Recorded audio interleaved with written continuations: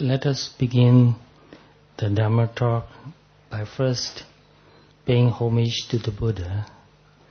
And most of you can recite Namo Tassa, I believe. So, Namo Tassa Bhagavato Arahato Samma Sambuddhassa.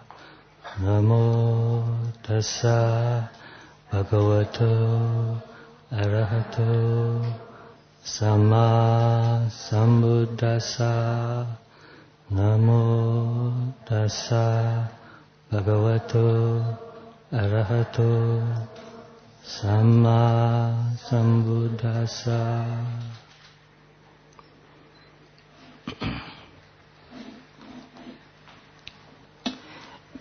I believe most of you have already read the book Snow in the Summer, right? So those who have read the book know enough about me already. And you can see that my thoughts are mostly very unconventional. I don't force myself to do something that I don't believe. So whatever I do it because I believe it. And whatever I do it because I love it. So my motivation comes from my positive attitude and love for it. Sometimes people do good things because they want good results, which is very good. And most people avoid doing bad things, bad deeds, because they are afraid of the bad results. That is also very good. But I do mostly good things because I love to do it. It doesn't matter whether I get any results or not. But I believe that good deeds, good actions brings good results. I believe that. But even though it doesn't bring any result for me, I will still do it because I just love to do it. And I try my best not to do evils because that's what the Buddha taught. Not because I'm afraid of the evil consequences. Not only because if I get evil consequences, well, surely I'm afraid of that too. But avoiding doing evil deeds, the motivation for avoiding evil deeds is not fear for me. I don't want to be an evil person. That's my motivation. I want to be a good person. So most of what I do comes from positive motivation. So if you are not thinking too much about the consequences, but you do good deeds because you love to do good, because you want to be a good person, and you avoid doing evil deeds, bad things, because you don't want to be a bad person, which means I love myself too much. I want to be a good person. I love myself. So when I really think about why I do something, it always ends up, the answer is because I love myself. Sounds selfish, right? What do you say? I think that's a good way to be selfish. Because if I don't love myself, can I love anybody else? I don't think so.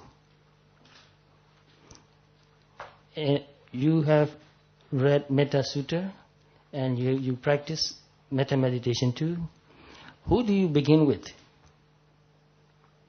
You begin with yourself. So only when we love ourselves, then we love other people. And only when we really love ourselves, then we do good deeds and avoid bad deeds. So all of my motivations comes from self-love. And some people say that, well, that's very selfish. And I believe that that's a very good way to be selfish. So when I wrote that book, Snow in the Summer, actually I did not write the book. I wrote letters to my friends.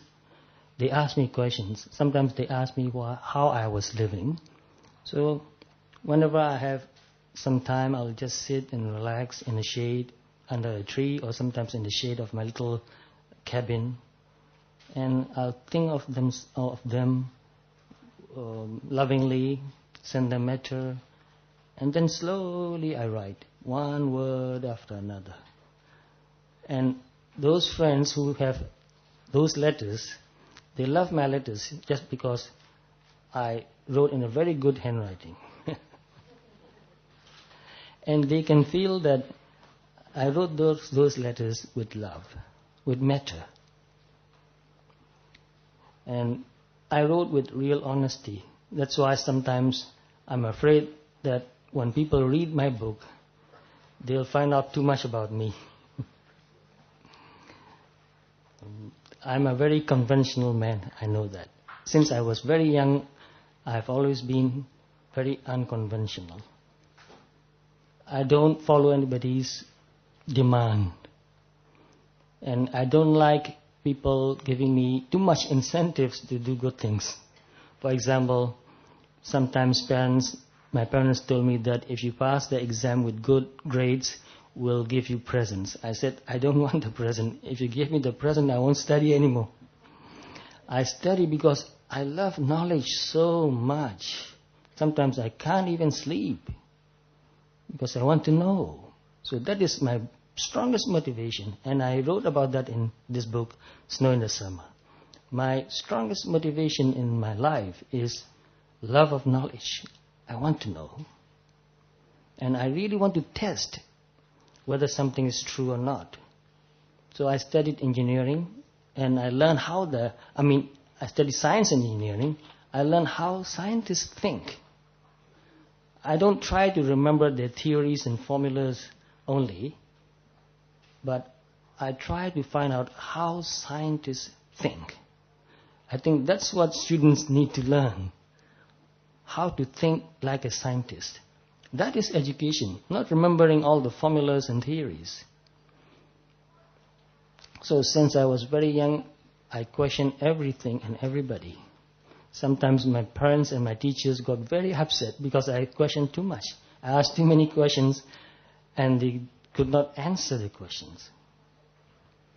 So this DMG books, I have already published one of my books, but actually one book in 2 languages, in English and also in Thai translation. And we are planning to publish another book. I want to call it My Mind is My Friend. And I'm going to give you the gist of the idea of that book. And this is also an unconventional idea, because I am more interested in unconventional ideas, I think. I like to read books. Since I was about 10 years, I started reading books from the libraries. And because I read books from the libraries, I get to read all kinds of books. And I was exposed to many different kinds of ideas in religions and philosophies and psychology, history, culture. Very interesting. I was stimulated by many different ideas. And because I read so many books, many times I have very conflicting ideas in my mind. I cannot decide which one is good or which one is bad, which is right or which is wrong.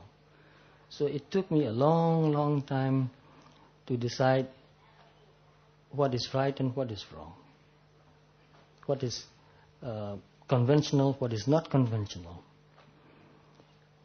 And I think that keeps me awake all the time. I challenge myself all the time.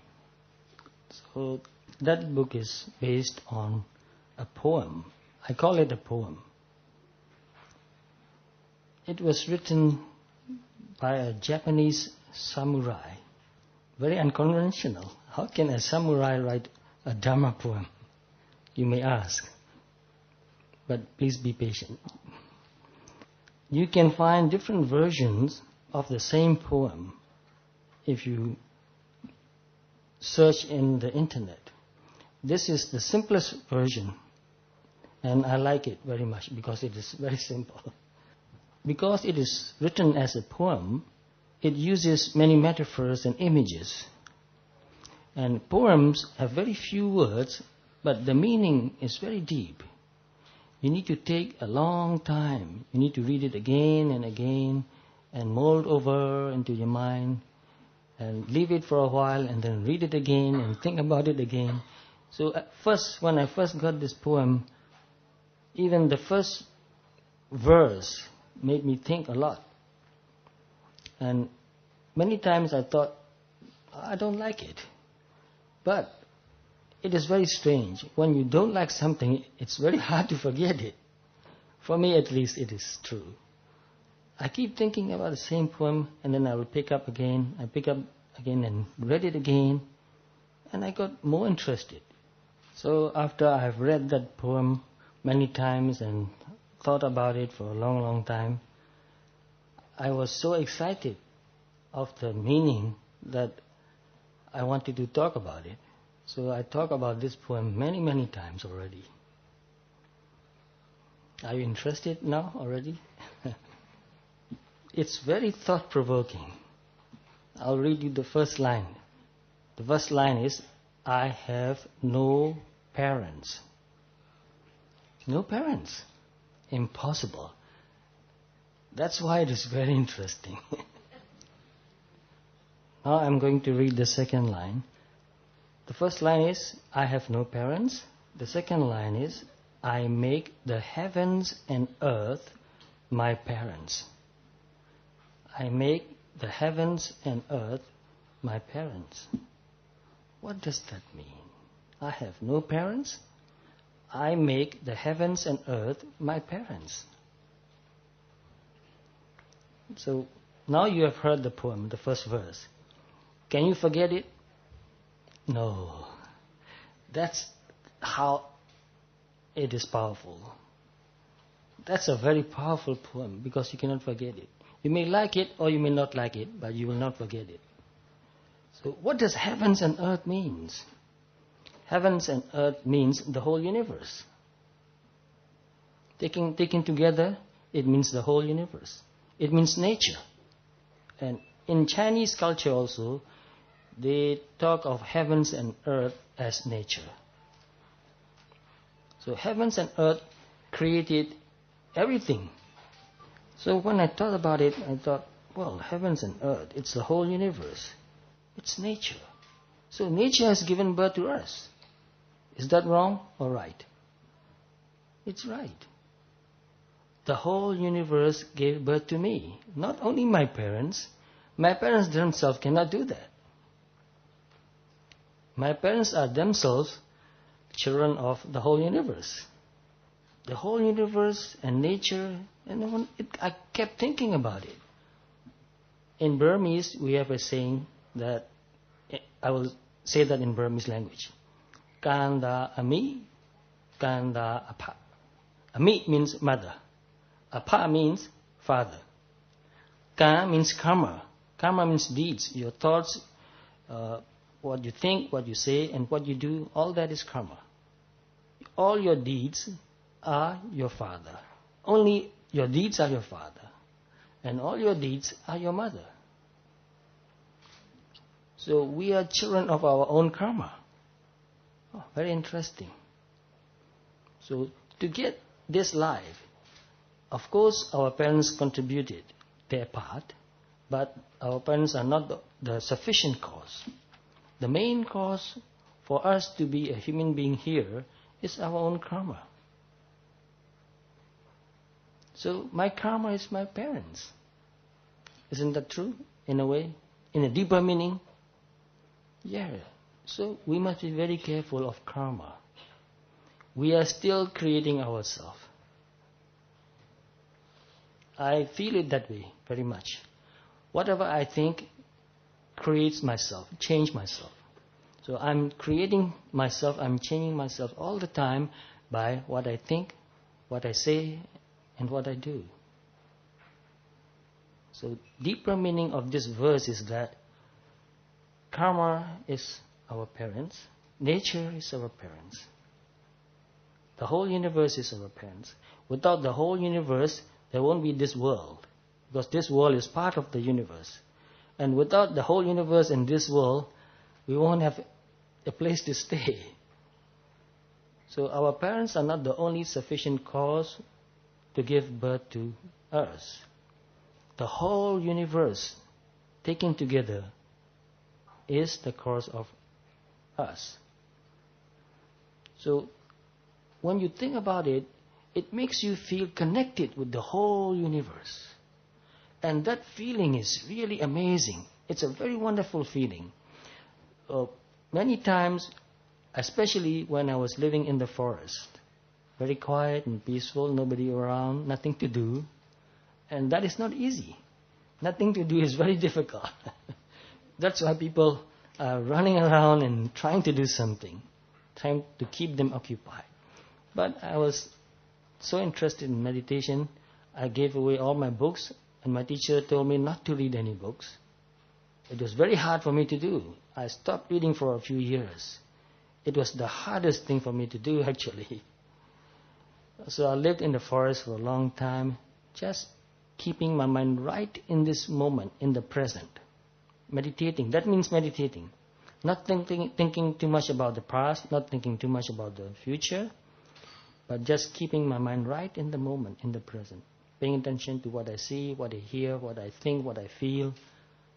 Sometimes not thinking much, just paying attention, just knowing what is happening. So the mind becomes almost empty and calm. Empty doesn't mean it has no content. Empty of thought only, but it was very calm and quiet and peaceful. The mind was full of calmness and peacefulness. And I felt very free too, because when you don't think too much, you feel free. It's the thought that makes you bound.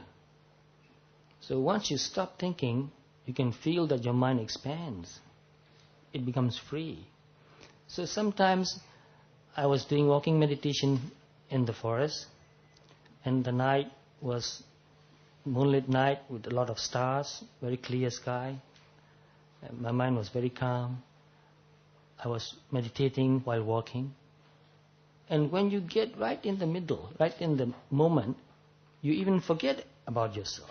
You are not thinking about yourself anymore. And then suddenly I felt like I'm connected with the whole universe. I was not living on the world, I was living in the universe. I felt connected with even trees and birds and animals, everybody, all the stars and the moon also. So that feeling was a very powerful experience in my life, to feel connected with the whole universe. These days, people become more and more isolated. They don't feel connected. Not even with their family members. Some people I know, they don't feel connected even with their family members. They don't feel it anymore. They feel so isolated and alone. They feel very, very lonely. But when you get into this feeling of connected with the whole universe, you don't feel lonely anymore.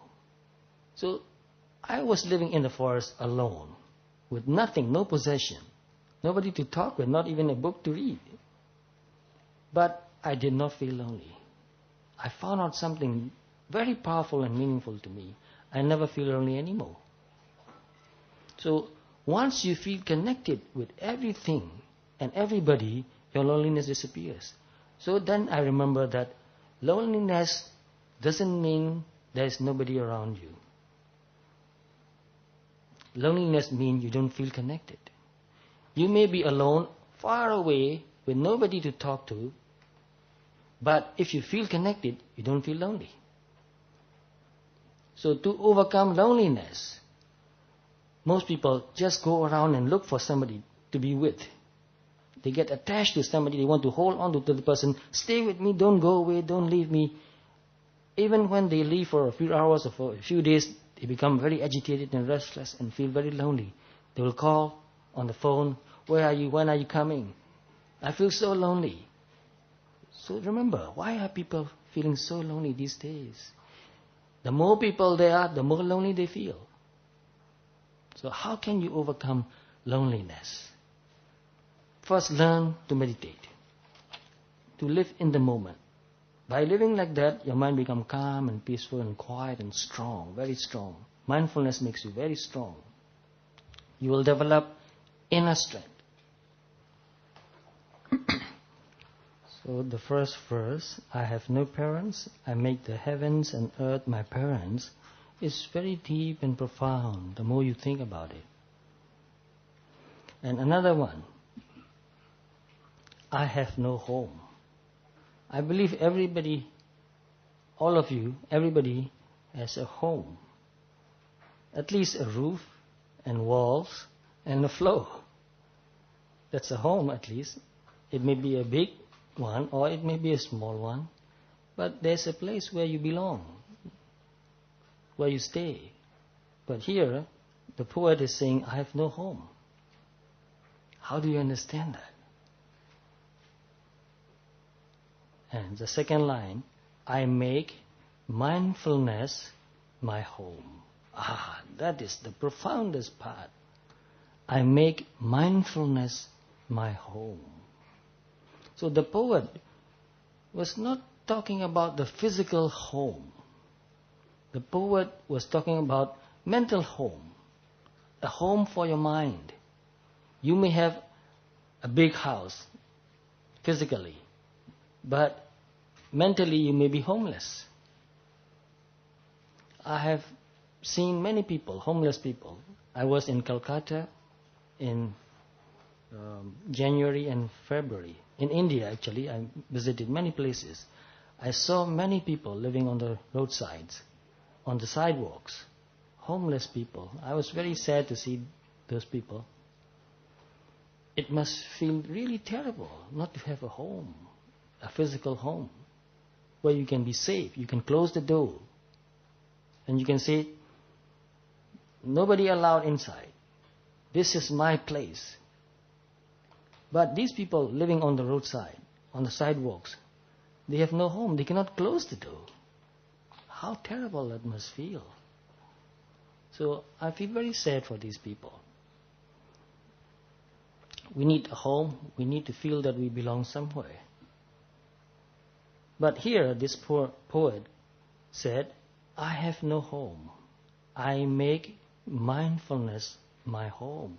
So from the first time I read this verse, I felt so happy. I said, "Oh, this is so true. This is so true.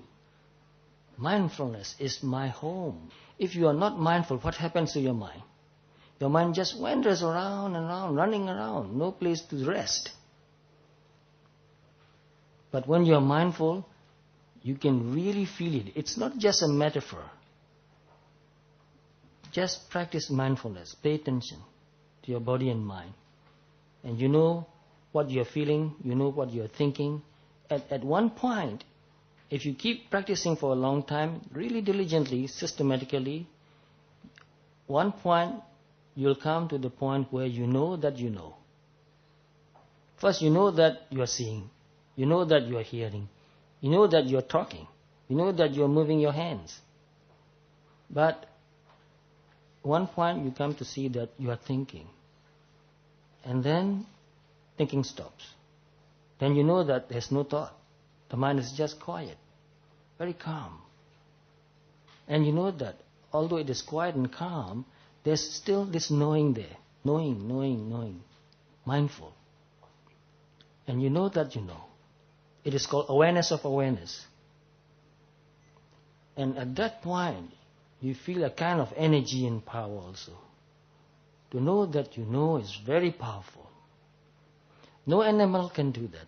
And most people cannot do that because they have never practiced mindfulness. But if you practice mindfulness long enough, you will come to that point. When thinking stops, and there's only knowing without any thought. And there's also knowing of knowing. And one of my students who practiced mindfulness, who has been practicing mindfulness for a long time now, because once you really learn to be mindful, it is very hard for you not to do it anymore. Naturally, your mind gets into that mode of being, knowing. So that person at that time was quite young. I believe she was about 18 or 19, quite young. But she started meditating since she was 16. And one day, in her meditation practice, her thinking stopped, and she knew that there's no thought anymore. The mind is just quiet, peaceful, and she knows that she knows. And then after that, she came to me and she said, I had a very wonderful meditation experience today. I said, I never really encourage her to meditate. I just talk about how wonderful it is to be mindful, how unique it is to be aware. No animal can do that. It is unique human quality to be mindful, to know. It's a unique human quality. And when you practice mindfulness, you become more calm and peaceful. You become lively. You become alive. When you are not mindful, you are dull. You are absent-minded. But when you are mindful, you are present. She came and she said, I was meditating, and at first I was paying attention to breathing. So I knew that breathing in and breathing out, the air rushing in and rushing out, the coming air was cool, and the air going out was warm. And then I noticed that my mind was thinking of something else, and I was aware of the thought. And then after that, thinking stopped. And then my mind was very calm and quiet. And then I knew that I knew. I knew that I knew. I was aware that I was aware. Then she said, at that moment, I felt that I have become a real human being. This is not my word. This is not my sentence. I never thought that way. Although I practiced mindfulness and I had very wonderful experiences too, I never felt it that way. But this young lady, she came to this point and she knew that she knew.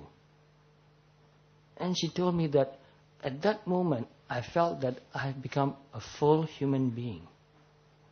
How wonderful it is to feel that way. So I said, oh, this is something really wonderful, so beautiful also. To feel that you have become a full human being, that means that you were not a full human being before that.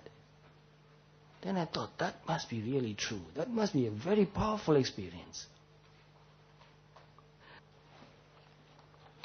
So when you are mindful, your mind is at home. You feel safe and secure. You feel dignified. You feel very strong too. Just like people with a very strong home, well-built home, you live in your home, you're secure, you're safe, you feel dignified. But look at those people who have no home, living on roadsides.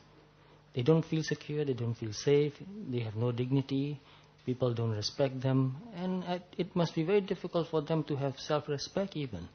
I'm not sure whether they have self-respect or not, I cannot know, but it must be very difficult to feel self-respect if you are living on the sidewalk. So, in the same way, when your mind is mindful, then your mind is at home. Then you have real dignity. You really have self-respect. Your mind is calm and quiet. Your mind is strong. So when I read this verse, I thought, oh, this is so beautiful and powerful. I have no home. I make mindfulness my home. Another verse, I have no life or death. Another shocking idea, right? How can that be? I make the tides of breathing my life and death. So, conventionally speaking, we were born once, a long time ago maybe. I was born in 1947 August the 5th, Tuesday. I remember that because my mother told me. I did not know I was born on that day, but my mother told me. It must be true. I cannot prove it, I don't know. And I will die someday, probably a long, long time from now. I hope so, because I want to live a long life. Because life is so precious, especially when you know what is right and what is wrong, what is proper and what is not proper, what is good and what is bad. When you're living a good life, you should try to live a long life too. This is true conventionally. Everybody knows that. We have a life and we will die. But this poet is saying, I have no life or death. I make the tides of breathing my life and death. You will understand only when you meditate. When you meditate, you live right in the present moment. And you stop thinking. When you are really mindful, you are not thinking anymore. Because you can only think about the past or the future. You can never think about the present. The present is so short that there's no time to think about it. The moment you think about it, you're already thinking about the past. It is impossible to think about the present. And when you meditate, you pay attention to whatever is happening right in this moment. For example, you pay attention to breathing. First, you think that you're breathing in. You think that you know the whole thing from the beginning to the end. And you breathe out. You know that you feel that you know a big breath, a whole breath. But when you get closer and closer, you'll find that even in this breathing in one process, there are many small bits and pieces of awareness, of processes. So the more mindful you become, the shorter the present becomes. And when you can pay attention to whatever is happening right now, you can see that something arises right now and it's gone. It was not there before, it is not there after that. So the more mindful you become, the more you see that whatever you pay attention to, it arises at that moment and it passes away immediately. Very short. And that is life and death. Life and death is so short. What we ordinarily know as a birthday and a long life and death is an idea that we create in our mind. It's a conventional life and death. But the real life and death, the ultimate life and death, is happening every moment. Something is arising and passing away. Right now, right now, right now, right now. It's very short.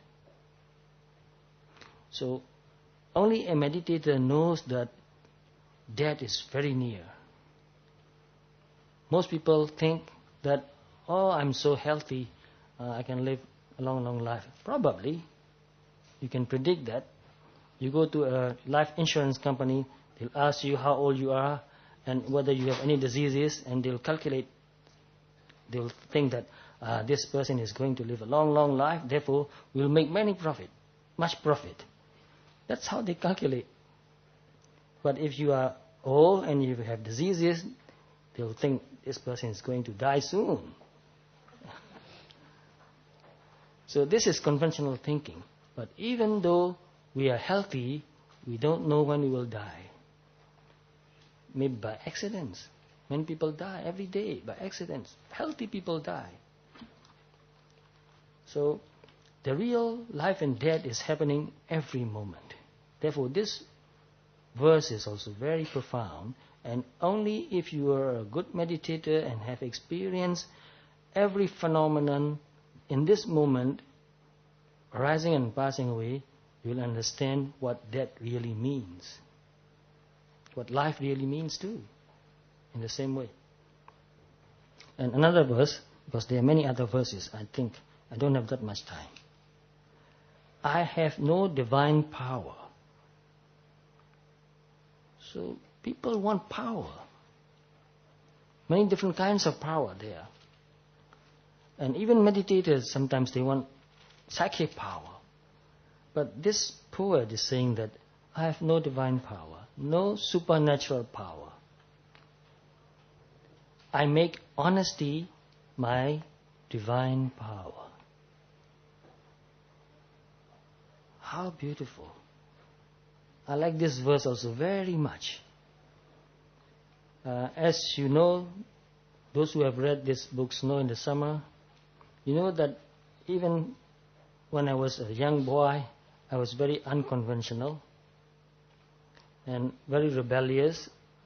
I did not believe in any religion. Even when I had to fill the form for the question, your religion, I said, no religion yet. How can I decide what is right and what is wrong? I don't know what to believe. I don't know whether this is true or not. So I lived for many, many years without saying that I'm Buddhist or whatever. But I thought, how can I live as a good human being? Whether I believe in this religion or that religion or not, at least I want to be a good human being, a decent human being. How can I do that? I don't want to be a bad person. I don't want to be an evil person. I want to live a good life with many friends. I want to be happy. How can I live a good life with many friends? How can I be happy? It's a very important question. That's where I begin. That's my beginning point, starting point. So I want to be happy. I want to have many friends. I want to live a good life. I want to be loved. I want to be respected. I want all that. What about you? All of you want that? Yes. How can you get that? If you want to have many friends, how can you get real good friends? By being a good person, at least. By being friendly, by being honest, by being fair and just, by being kind, by being generous, by being friendly. All the good qualities. So, can you have good friends without being honest? Can anybody trust you if you are not honest? If nobody trusts you, can you have real good friends? And if you have no friends, can you be happy? So these are the basic qualities, human qualities that we need, no matter what religion we believe in. Most of you must have heard that honesty is the best policy. But I don't like the word policy, because policy means you are calculative. But anyway, this is true. The best way to have anything you want in life is to get it in an honest way. So when you are honest, even though some people don't believe you, you are not afraid of that. Let them find out. I have nothing to hide. So I feel it that way too. I have many friends since I was very young, and we still meet each other. And some people who don't know much about my childhood ask my friends about me, what kind of a person he was. Well, I like that. Go and ask them. I have nothing to hide. As a human being, I made some mistakes, some minor mistakes. But I did not harm anybody intentionally. I did not deceive people. I did not take advantage of anybody. I can say that. So this gave me a lot of energy, power. So I like this verse very much. I have no divine power. I make honesty my divine power. In Metta Sutta, all of you know Metta Sutta. Buddha talk about the qualities of a meditator. And one of the qualities is, in Pali, ujucha, suhujucha. You know that. Thank you very much. It means to be straight. Uju means straight, not crooked. And suhuju means very straight. The same word, but with more emphasis. So why? Why did Buddha emphasize that? Sometimes we are honest with other people, but we are dishonest with ourselves too. Sometimes it can happen. So self-deception is very dangerous, and it's very hard to overcome. Conventionally, in our dealings with other people, we can be very honest. But deception is very subtle. You will really find out about deception when you pay real attention to your thoughts and feelings. If you are not aware of your thoughts and feelings, your mind will deceive yourself. It will deceive you. So as a meditator, we should never deceive anybody, our teacher or our friends with whom we are meditating together. And also, we should never deceive ourselves. Because if we deceive anybody, including ourselves, we cannot make real progress in meditation. It is a big hindrance. Dishonesty or deception is a big hindrance. So when you really pay attention to your mind and see how the mind works, what you are thinking and feeling, when you are greedy, you know that I am greedy. No justification. Just plain truth. I'm greedy.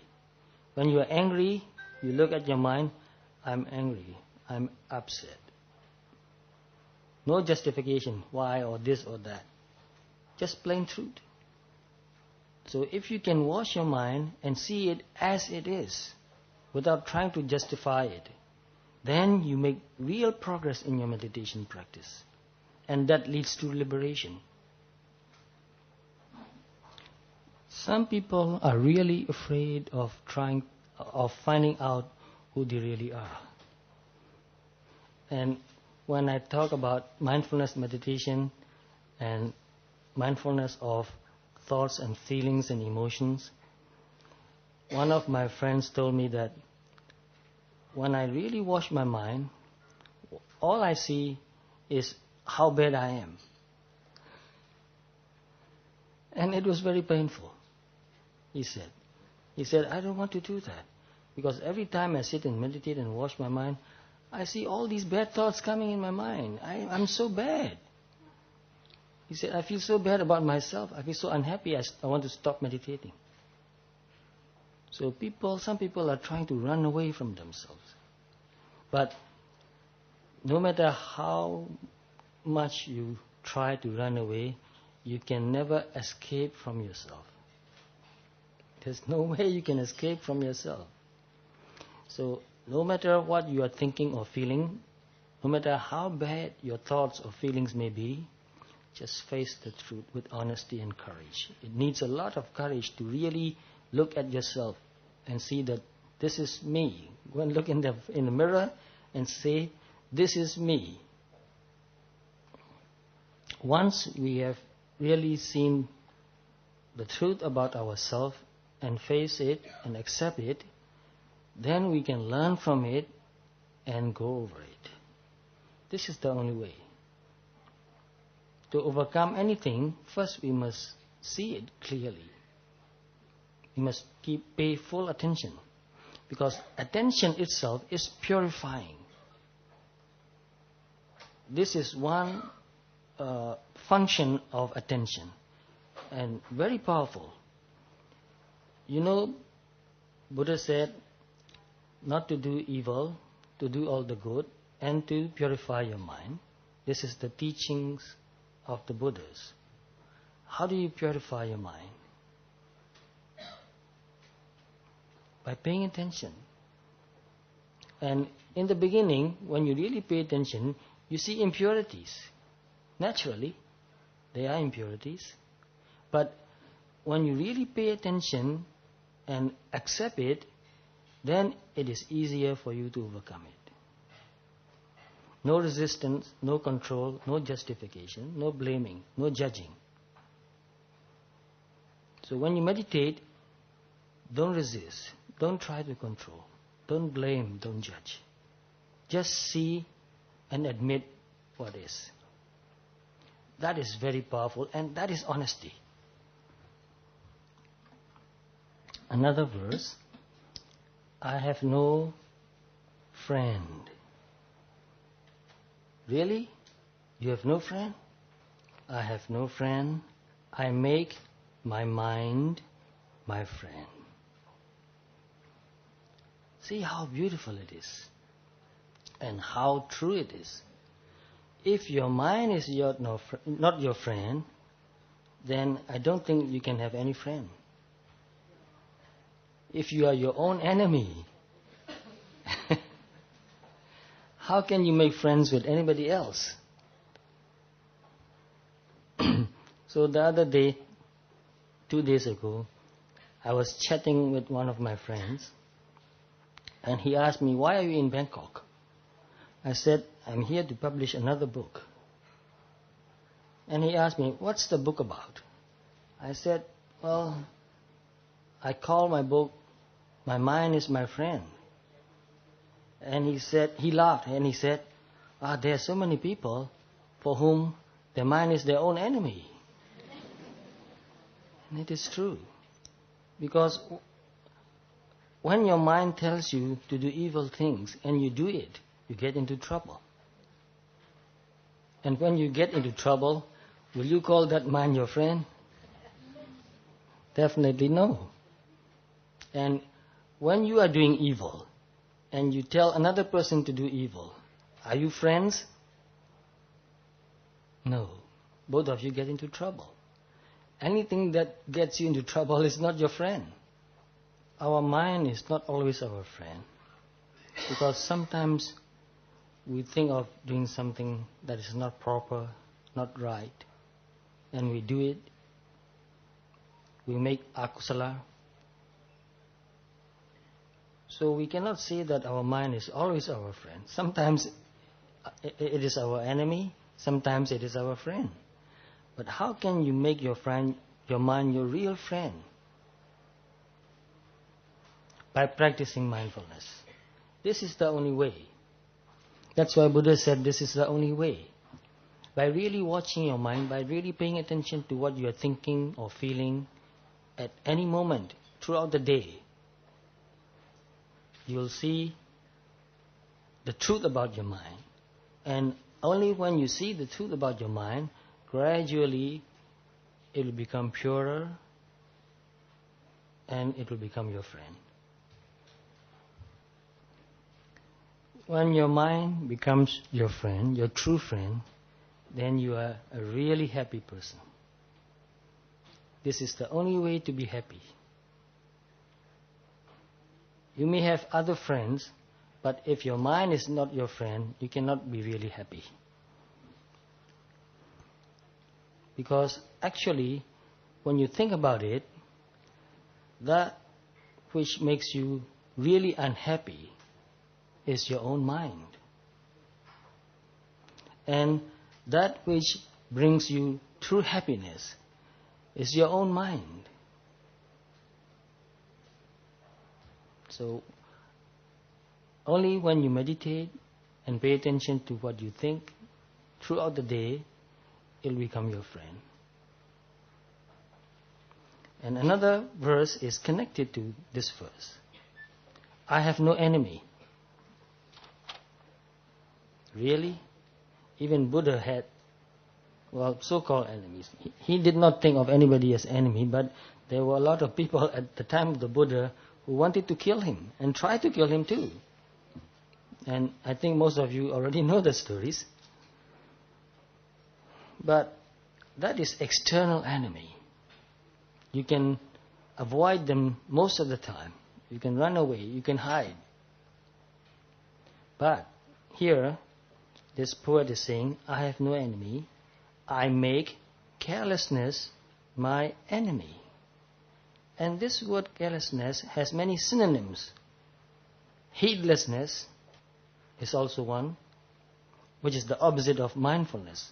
Forgetfulness is also another one.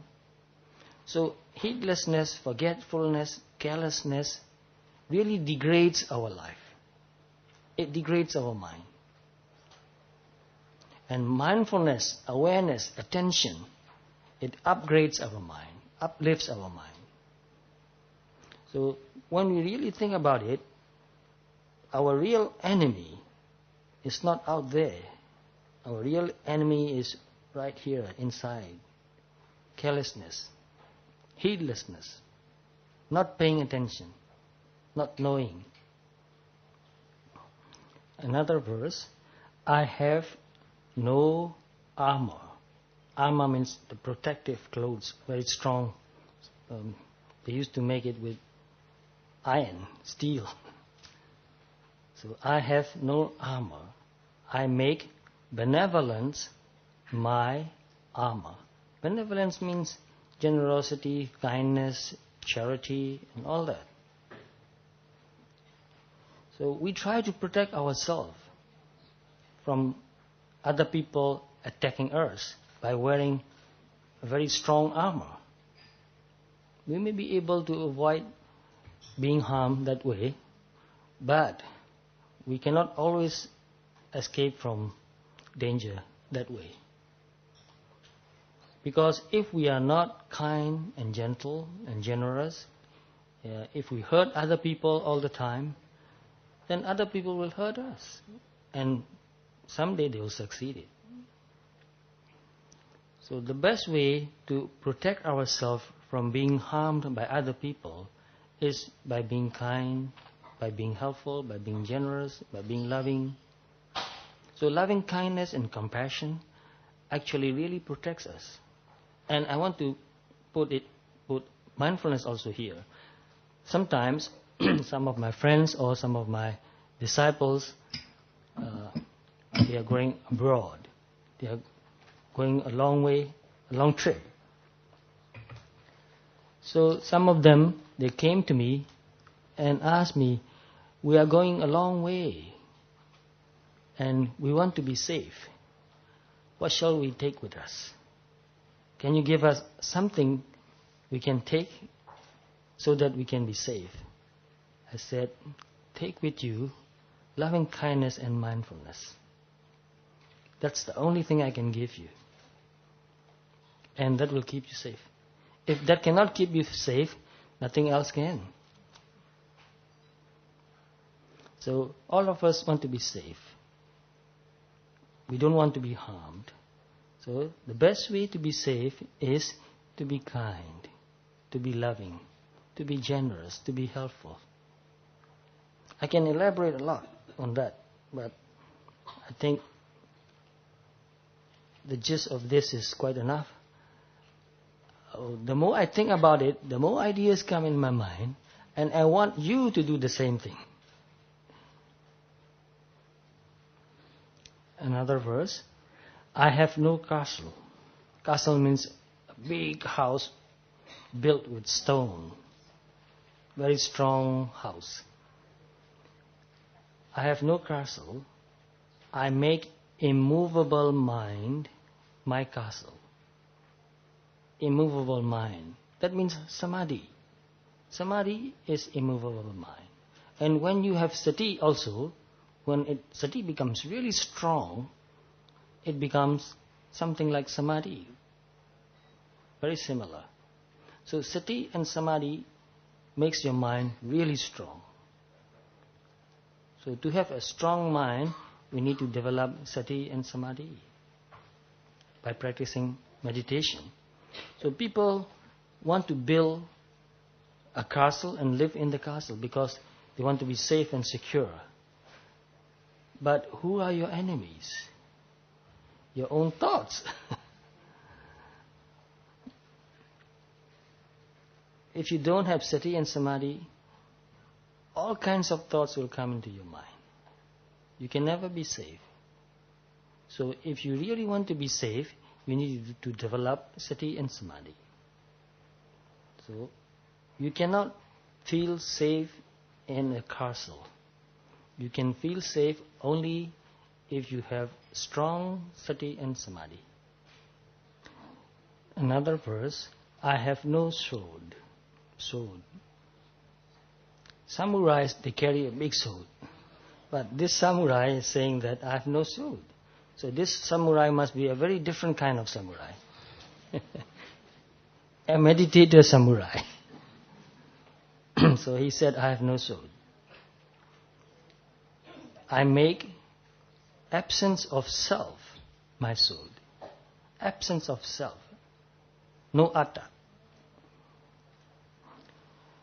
People carry swords because they want other people to be afraid of them.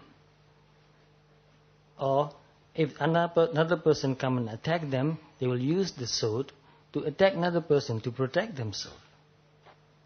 But no matter how many swords you carry, no matter how much you protect yourself, you'll be attacked, and someday they'll succeed and you'll be killed. So we can never feel safe as long as we have big ego. People carry sword and they feel that if they are carrying a sword or even a gun, they feel powerful. They feel protected. But as long as you have big ego, you're always afraid. And that makes me remember and think about something I've read in the Pali literature. Wow, I must contradict myself now. Buddha said there are two persons who are not afraid of anything. One person is a person with big ego. So, you see, I've contradicted myself already. Another person is a person with no ego.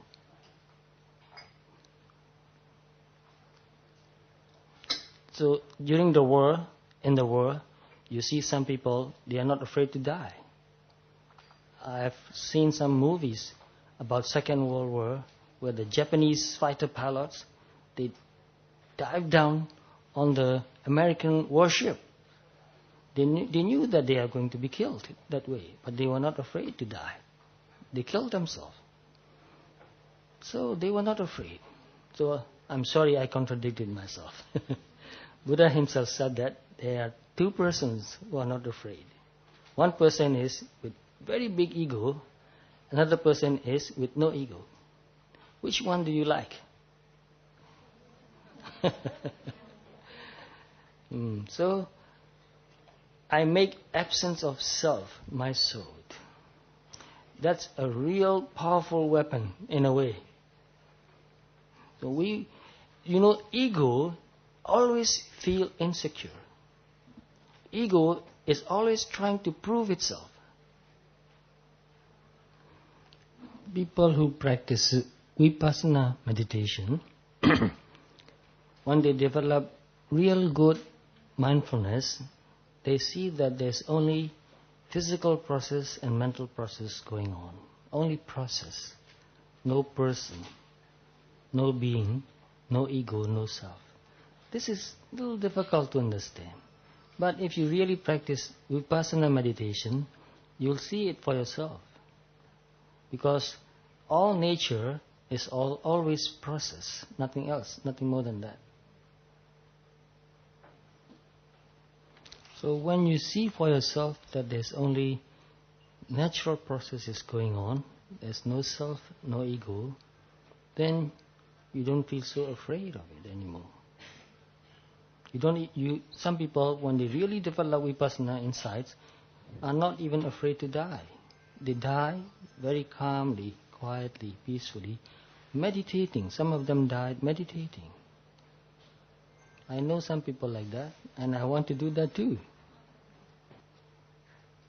So, if we really want to live a good life and feel safe and die with no fear, what is the best thing we can do? Mindfulness, right. To live mindfully and to die mindfully. That's the main point I want to talk about today. And I think I've really covered all the points clearly. So I'm trying my best to live a good life. As a human being, I'm not perfect, like everybody else. But mostly, I feel very happy about my life. I've learned how to meditate. Once I got, not only once, I think at least 3 times in my life, I got very close to death. Once, I thought I was really dying. And my friends also thought that I was dying. So I gave up hope, and they also gave up hope. Then I thought, at least I want to die mindfully. And I meditated. And because of that, my mind became very calm, and after a while, I thought I fell asleep. But my friends thought that I was unconscious. Then I woke up. I was feeling really good, and I recovered. I think it was mindfulness that saved my life. And from that time, I found out how to die. But I want to go on living. So I also found out how to live. And how to die and how to live are the same. Live mindfully and die mindfully. So that's the end of my talk. And I'm very happy to be here today. And I thank Kondanai here very much for making this happen. Actually, I was feeling not well yesterday. And I was really worrying. Can I really go there and give a long talk for 2 hours? I don't know how long I took. But I thought, it's okay, I will go anyway. And I sat here, I was not really feeling well, but I am feeling really well now. So I thank all of you very much. Sadhu, sadhu, sadhu.